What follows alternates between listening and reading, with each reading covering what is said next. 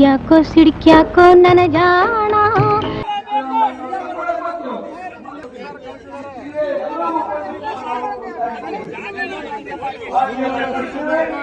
ತಾಯ್ತೋ ನಿನ್ನ ಮೇಲೆ ನನ್ನ ಪ್ರಾಣ.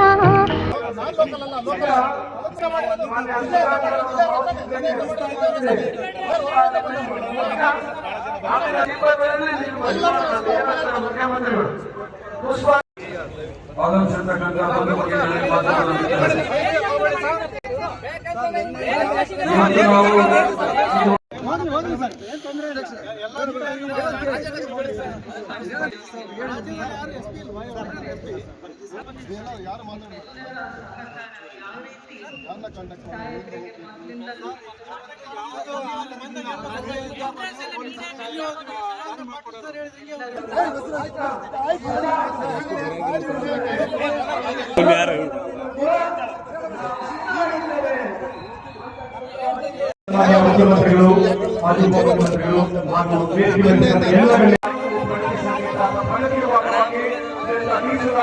ವೀಕ್ಷಕರೇ, ವೀರಕೇಸರಿ ಸಿನಿಮಾದ ಈ ಸಾಂಗ್ಸ್ನಲ್ಲಿನ ಈ ಲೈನ್ಸ್ ಕೇಳಿದ್ವಿ ಅಲ್ವಾ? ಸಿಟ್ಯಾಕೋ ಸಿಡ್ಕ್ಯಾಕೋ ನನ್ನ ಜಾಣ, ಇಟ್ಟಾಯ್ತು ನಿನ್ನ ಮೇಲೆ ನನ್ನ ಪ್ರಾಣ ಅನ್ನೋದು ಬಿಟ್ಟು ನಾವೀಗ ಸಿಟ್ಯಾಕೋ ಸಿಡ್ಕ್ಯಾಕೋ ದುರ್ಗದ SP ರಂಜಿತ್ ಕುಮಾರ್ ಬಂಡಾರು, ಇಟ್ಟಾಯ್ತು ನಿನ್ನ ಮೇಲೆ ನಮ್ಮ ಕ್ಯಾಮ್ರಾ ಕಣ್ಣು ಅನ್ನಬೇಕಷ್ಟೇ. ಹೌದು ಸ್ನೇಹಿತರೆ, ಚಿತ್ರದುರ್ಗಕ್ಕೆ ಬಂದಿರುವ SP ರಂಜಿತ್ ಕುಮಾರ್ ಬಂಡಾರು ಬಹಳ ಸ್ಟ್ರಿಕ್ಟ್ ಇದ್ದಾರೆ. ಕಾನೂನು ಬಿಟ್ಟು ಆಚೀಚೆ ಒಂದು ಹುಲ್ಕಡ್ಡಿ ಕೂಡ ಅಲ್ಗಾಡಲು ಬಿಡಲ್ಲ, ಯಾರಿಗೂ ಕೇರ್ ಮಾಡಲ್ಲ ಅಂತ ಆಗಾಗ ಜನ ಅಲ್ಲಲ್ಲಿ ಅಲ್ಬೋದು ಕಂಡು ನಾನು ಮನಸ್ಸೊಳಗೆ ನಕ್ಕು ಸುಮ್ಮನಾಗ್ತಾ ಇದ್ದೆ. ಕಾರಣ ಇಷ್ಟೇ, ಕಾಕಿ ಅನ್ನೋದು ಸ್ವತಂತ್ರವಾಗಿ ಕೆಲಸ ಮಾಡಲಿರುವ ಇಲಾಖೆಯಲ್ಲ. ಅವರು ಆಯ್ಕೆಯಿಂದ ಹಿಡಿದು ಕೆಲಸ ಗಿಟ್ಟಿಸಿಕೊಂಡು ಒಳ್ಳೆ ಠಾಣೆಗೆ ಪೋಸ್ಟಿಂಗ್ ಮಾಡಿಸ್ಕೊಳ್ಳೋವರೆಗೂ ಅವರು ಯಾರ ಮೂಗಿನ ನೇರಕ್ಕೆ ಕೆಲಸ ಮಾಡಬೇಕನ್ನೋದನ್ನು ನಾವಿಲ್ಲಿ ಒತ್ತಿ ಹೇಳಬೇಕಿಲ್ಲ ಅಲ್ವಾ? ಆದರೂ IPS ಮಾಡ್ಕೊಂಡು ಬಂದ ಕೆಲ ಮಂದಿ ಆರಂಭ ಶೂರತ್ವ ಮಾಡ್ತಾರೆ. ಅದರಲ್ಲಿ ಕೆಲವರು ಸಾಮಾಜಿಕ ಶೋಷಣೆಗೆ ಒಳಗಾಗಿ ಕಷ್ಟಪಟ್ಟು ಓದಿ ಪರೀಕ್ಷೆಯಲ್ಲಿ ಪಾಸಾಗಿ ಬಡವರು ಬಲ್ಲಿದರ ಪರ ಕೆಲಸ ಮಾಡಬೇಕೆಂಬ ತುಡಿತಾ ಇರುವವರು. ಇನ್ನು ಕೆಲವರಿಗೆ ಬೇಗ ನೇಮ್ ಮಾಡಬೇಕೆಂಬ ಹಪಾಹಪಿ ಇರುತ್ತೆ. ಮತ್ತೆ ಕೆಲವರಿಗೆ ಹೆಸರು ಮಾಡದಷ್ಟೇ ವೇಗವಾಗಿ ಮತ್ತೇನೋ ಮಾಡಬೇಕೆಂಬ ತುಡಿತಾ ಇರುತ್ತೆ. ಇದರಲ್ಲಿ ಈಗಿರುವ ಚಿತ್ರದುರ್ಗ SP ರಂಜಿತ್ ಕುಮಾರ್ ಬಂಡಾರ್ ಯಾವ ಕೆಟಗರಿ ಸೇರ್ತಾರೋ ಅವರನ್ನು ದಿನ ಹತ್ತಿರದಿಂದ ನೋಡಬಲ್ಲ ನಮ್ಮ ದುರ್ಗದ ಪತ್ರಕರ್ತ ಮಂದಿಯೇ ಹೇಳಬೇಕು.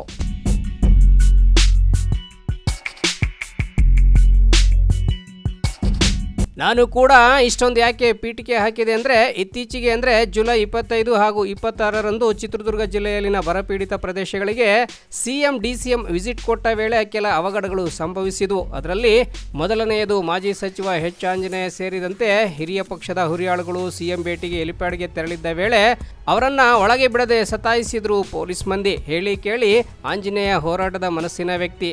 ಅದೇ ಯುವಕ ಇದ್ದಾಗ ಹೀಗೆ ನಡ್ಕೊಂಡಿದ್ರೆ ಅವ್ರ ನಡೆನೇ ಬೇರೆ ಇರ್ತಾ ಇತ್ತು. ಬಟ್ ಈಗ ಹಿರಿಯ ನಾಗರಿಕರಾಗಿರೋದ್ರಿಂದ ಒಣಗುಟ್ಕೊಂಡೆ ಎಲ್ಲರೂ ವಾಪಸ್ ಬಂದ ಘಟನೆ ಕೂಡ ನಡೀತು. ಪ್ರತಿ ಸರಿ ನಾಗನೇ ಬರೋದು, ಯಾರು ಬರ್ತಾರೆ ಸರ್? ನಾಳೆ ಫಂಕ್ಷನ್ ಇತ್ತು, ನಮ್ಮ ಸಾಹೇಬ್ರಿಗಾದ್ರೂ ರಿಕ್ವೆಸ್ಟ್ ಮಾಡೋದಾದ್ರೂ ಇದು ಮಾಡಿ ಸರ್.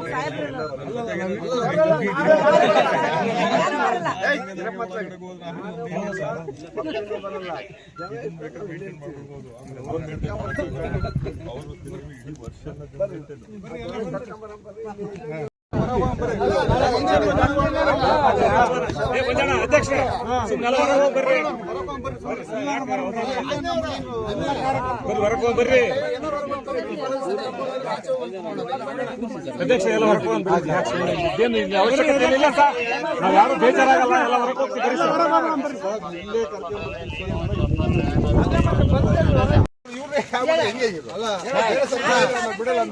ಜನ ಸೇರ್ಸ್ಬೇಕಲ್ಲ, ಯಾರು ಸೇರ್ಸ್ತಾರೆ? ನಮ್ CM ಬರ್ತಿರೋದಲ್ಲಿ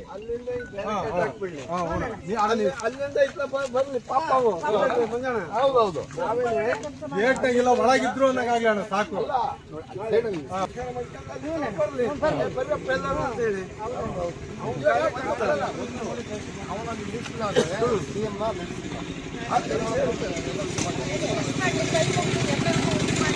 ಇನ್ನು ಕಾಂಗ್ರೆಸ್ ಪಕ್ಷದ ಮಾಜಿ ಸಚಿವರು, ಶಾಸಕರು, ಮುಖಂಡರದ್ದು ಈ ಪಾಡಾದರೆ ಬರಪೀಡಿತ ಭೂಮಿಗಳಿಗೆ ಭೇಟಿ ನೀಡುವ ಮುಖ್ಯಮಂತ್ರಿ ಕುರಿತ ವರದಿ ಮಾಡಲು ಮಾಧ್ಯಮ ಮಂದಿ ತೆರಳಿದಾಗಲೂ ಅವರನ್ನ ಪೊಲೀಸರು, ಅದರಲ್ಲೂ ಎಸ್ಪಿ ನಡೆಸಿಕೊಂಡಿರುವ ರೀತಿಗೆ 2 ದಿನಗಳ ಕಾಲ ಮಾಧ್ಯಮ ಮಂದಿ ರೋಸಿ ಹೋಗ್ಬಿಟ್ಟಿದ್ರು.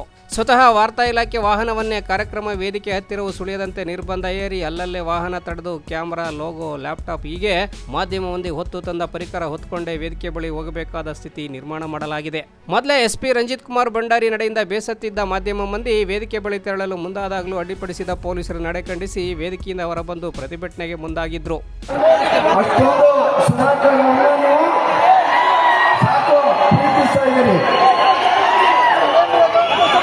ಇಲ್ಲಿ ಬಹಳಷ್ಟು ಜನ ಈ ತುಪ್ಪ ಚುನಾವಣೆಯಲ್ಲಿ ಇದ್ದಾರೆ. ಸಂಕ್ಷಿಪ್ತಯ್ಯವರು ಇರ್ಬೋದು, ಮಂಜುನಾಥ್ ಅವರು ಇರ್ಬೋದು, ಉಳಿದಂತೆ ಇನ್ನೂ ಮಂಜುನಾಥ್ ಇನ್ನೂ ಬಹಳ ಜನ ಯಾರು ಇದ್ದಾರೆ. ಆದರೆ ನಮ್ಮ ತೀರ್ಮಾನ ಮಾಡ್ತಕ್ಕಂಥವ್ರು ನಮ್ಮ ಪಕ್ಷದ ನಾಯಕರು. ನಮ್ಮ ಪಕ್ಷದ ನಾಯಕರಲ್ಲಿ ನಾನು ವಿನಂತಿ ಮಾಡ್ತಾ ಇದ್ದೀನಿ, ಮುಖ್ಯಮಂತ್ರಿಗಳಾದಂಥ ಡಿ.ಕೆ. ಶಿವಕುಮಾರ್ ಅಲ್ಲಿ ಮಾತಾಡಬೇಕಪ್ಪ, ಸಾಕು, ನನ್ನ ಮಾತು ಕೇಳ್ರಿ, ನಾನು ಇನ್ನೂ ಮಾತಾಡ್ತೀನಿ. ಈಗ ಸುಧಾಕರ್ ಅಂತಕ್ಕಂಥ ಒಬ್ಬ ವ್ಯಕ್ತಿ ಅಲ್ಪಸಂಖ್ಯಾತ ಸಮುದಾಯದಿಂದ ಹುಟ್ಟಿದಂತ ಒಬ್ಬ ವ್ಯಕ್ತಿ. ಅವರ ಚಿಕ್ಕಪ್ಪ ಜಯಣ್ಣನವರನ್ನ ಬೆಳೆಸಿದ್ದು ಕೂಡ ಕಾಂಗ್ರೆಸ್ ಪಾರ್ಟಿ 78ರಲ್ಲಿ ಅವರು ವಿಧಾನ ಪರಿಷತ್ತೆಯ ಸದಸ್ಯರಾಗಿ ಚಳಿಕೆಯಲ್ಲಿ ಆಯ್ಕೆಯಾಗಿದ್ದು. ಅಂತವರ ಅಣ್ಣನ ಮಗನಾಗಿರ್ತಕ್ಕಂಥ ಸುಧಾಕರ್ ಅವರು ಸಹಜವಾಗಿ ಜಯಣ್ಣನವರ ಸೇವೆಯನ್ನು ಮಾಡಿ ರಾಜಕೀಯ ದೀಕ್ಷೆಯನ್ನು ಪಡೆದಂತವರು. ಒಬ್ಬ ಅಲ್ಪಸಂಖ್ಯಾತ ಸಮುದಾಯಕ್ಕೆ ಸೇರಿರ್ತಕ್ಕಂಥ ಸುಧಾಕರ್ ಒಂದು ಬಾರಿ ಇಲ್ಲಿ ಸ್ವತಂತ್ರ ಅಭ್ಯರ್ಥಿ ಗೆಲ್ತಾನಂದ್ರೆ ಆತನ ಹಿಂದೆ ಎಂತ ಶಕ್ತಿ ಇತ್ತು ಅನ್ನೋದನ್ನ ಇದು ತೋರಿಸುತ್ತೆ. ಯಾವ ರೀತಿ ಜನ ಆತನಿಗೆ ಬೆಂಬಲವನ್ನು ನೀಡಿರು, ಆಶೀರ್ವಾದವನ್ನು ನೀಡಿರು. ಸಾಮಾಜಿಕ ನ್ಯಾಯ, ಸುಧಾಕರ್ ಅಂದ್ರೆ ಸಾಮಾಜಿಕ ನ್ಯಾಯ. ಕೆಳವರ್ಗದ ಒಬ್ಬರ ಬಗ್ಗೆ, ಅಹಿಂದ ವರ್ಗದವರ ಬಗ್ಗೆ ಅಪಾರವಾದಂತ ಕಾಳಜಿಯನ್ನು ಇಟ್ಕೊಂಡಿದ್ರು. ಒಬ್ಬ ಮಾದಿಗ ಸಮುದಾಯಕ್ಕೆ ಸೇರಿರ್ತಕ್ಕಂಥ ಒಬ್ಬ ತಿಮ್ಮಣ್ಣ ಅಂತಕ್ಕಂಥ ಒಬ್ಬ 70 ಜಿಲ್ಲಾ ಪಂಚಾಯತಿಯ ಸದಸ್ಯರನ್ನ ಮಾಡಿ ಜಿಲ್ಲಾ ಪಂಚಾಯತಿ ಅಧ್ಯಕ್ಷರನ್ನಾಗಿ ಮಾಡ್ತಾರೆ.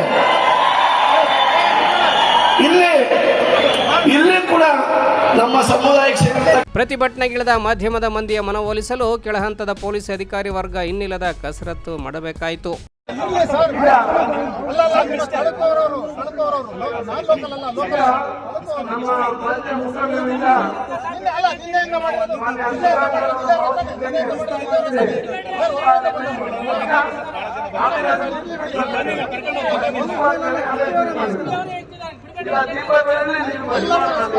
ಮುಖ್ಯಮಂತ್ರಿಗಳು ಪುಷ್ಪಾರ್ಚನೆ ಮಾಡಲು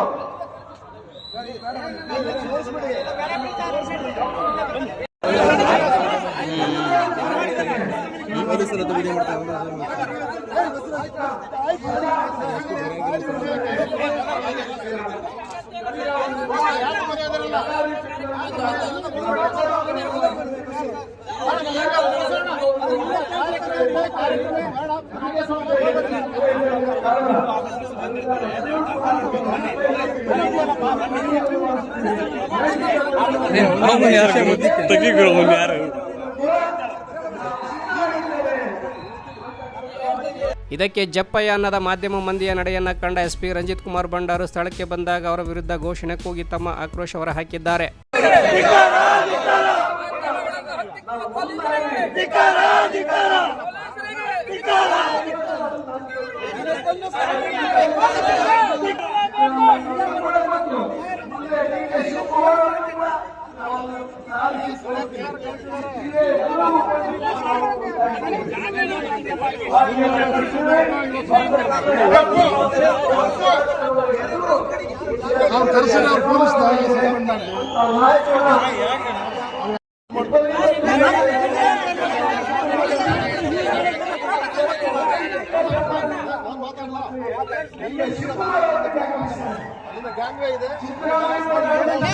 ಬಿಡಿ ಸರ್,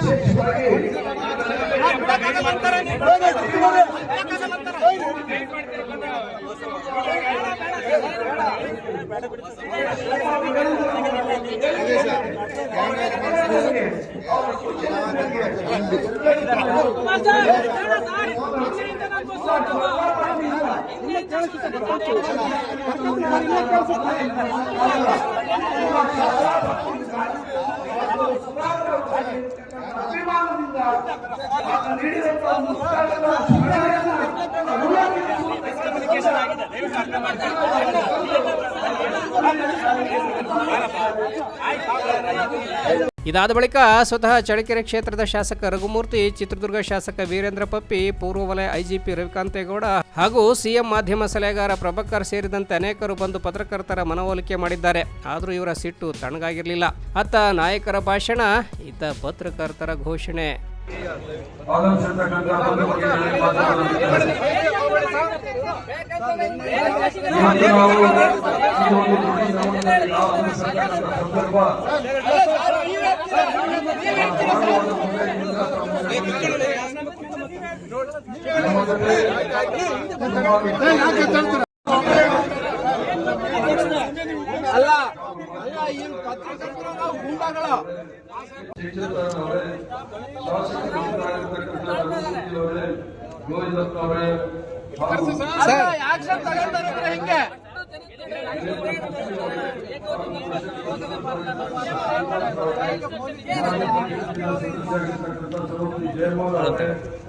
ಮಾಜಿ ಶಾಸಕರಾಗಿದ್ದಂಥ ಸಹೋದರಿ ಪೂರ್ಣಿಮಾರ್ ಅವರೇ, ಕೆಪಿಸಿಸಿ ಉಪಾಧ್ಯಕ್ಷ, ಕಾಂಗ್ರೆಸ್ ಜಿಲ್ಲಾ ಪರಿಷತ್ ಮತ್ತು ತಾಲೂಕು ಸಮಿತಿಯ ಸದಸ್ಯರೇ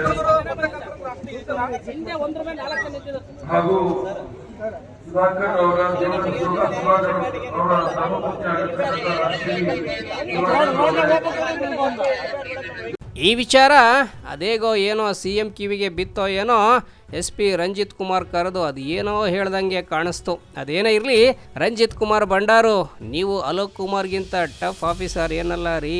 ಒಂದು ಕಾಲದಲ್ಲಿ ಅವರು ಸ್ವತಃ ನನ್ನ ಜೊತೆಗೆ ಹೀಗೆ ವರ್ತನೆ ಮಾಡಿ ಬಳಿಕ ಅವರೇ ಕರೆದು ಸಮಾಧಾನದ ಮಾತಾಡಿ ನಾವೆಲ್ಲ ಒಂದೇ ದೋಣಿಯ ಪಯಣಿಗರು, ಉದ್ದೇಶ ಒಂದೇ, ಸಮಾಜದ ಸ್ವಾಸ್ಥ್ಯ ಕಾಪಾಡೋದು. ನಾವು ಕಾಕಿ ತೊಟ್ಟು ಆ ಕೆಲಸ ಮಾಡ್ತೀವಿ, ನೀವು ಪೆನ್ನು ಲೋಗೋ ಕ್ಯಾಮ್ರಾ ಹಿಡಿದು ಮಾಡ್ತೀರಾ ಅಂತ ಮೀಡಿಯಾ ಸ್ನೇಹಿಯಾದ್ರು. ನೀವು ಇಂಥ ಕಾರ್ಯಕ್ರಮಗಳಲ್ಲಿ ಪತ್ರಕರ್ತರಿಗೆ ತಡೆಯೊಡ್ಡುವ ಬದಲು ಜಿಲ್ಲೆಯಲ್ಲಿ ನಡೆಯುವ ಅಕ್ರಮ ದಂಧೆಗಳ ಕಡೆ ಗಮನ ಕೊಡಿ. ಮೊನ್ನೆ ಹಿರಿಯೂರು ಹೈವೇಯಲ್ಲಿ ನಡೆಯುವ ಕಾನೂನು ಉಲ್ಲಂಘನೆ ಅಂತ ವಿಚಾರವನ್ನ ಸುದ್ದಿ ಮಾಡಿದ್ದೆ. ಈ ತರದ ಸಮಸ್ಯೆಗಳಿಂದ ಜನರಿಗೆ ತೊಂದರೆ ಆಗುವಂತ ಮಾಹಿತಿ ನಿಮಗಿಂತ ನಮಗೆ ಹೆಚ್ಚು ಬೇಗ ಗೊತ್ತಾಗೋದು. ಅವರನ್ನ ವಿಶ್ವಾಸಕ್ಕೆ ತೆಗೆದುಕೊಂಡು ಕೆಲಸ ಮಾಡಿ. ಇಲ್ಲ ದುರ್ಗದ ಮಂದಿ ಪತ್ರಿಕಾ ರಂಗದ ಕರ ಮತ್ತು ಏನಂತೊಮ್ಮೆ ತೋರಿಸರಲ್ಲ, SP-ನ ಮಾಧ್ಯಮ ಮಂದಿನ ನೋಡೇ ಬಿಡುವ.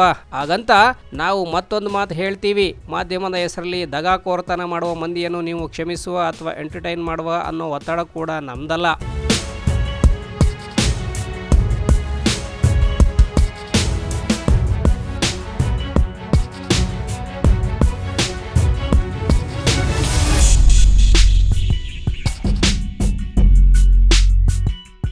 Bureau report, Belagere news.